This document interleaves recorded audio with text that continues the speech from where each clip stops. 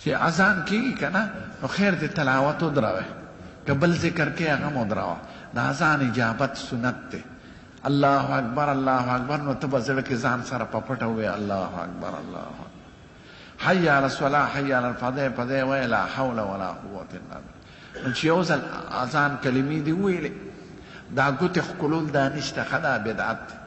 ګوتې ښکلولو کې څه دي نوکونه ښکلو نو چې اذان وشي نو یو ځل به درود شریف ووایې ځان سره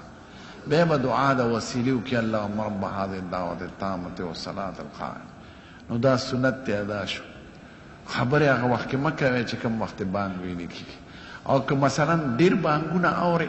نو د خپل جماعت د بانګ اجابت وکړه یا چې کوم ړومبې بانګ دې واورېده د هغې چې دې وکړه د نورو بیا ضروري نه دی لوډ فکري دي که نه اوس خو د مختلفو ځایونو نه بانګونه اواز راسي یا د خپل جماعت کوه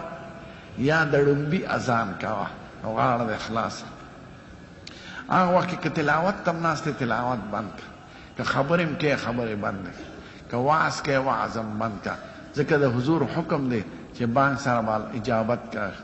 فقولوا مثل ما یقول المؤذن چې مؤذن څه وایي هغه شان به وایي الله اکبر الله اکبر اشهد ان لا اله او لا حي على الصلاة او حي على الفلاح سره وایي لا حول ولا قوة الا بالله. دا بعض خلک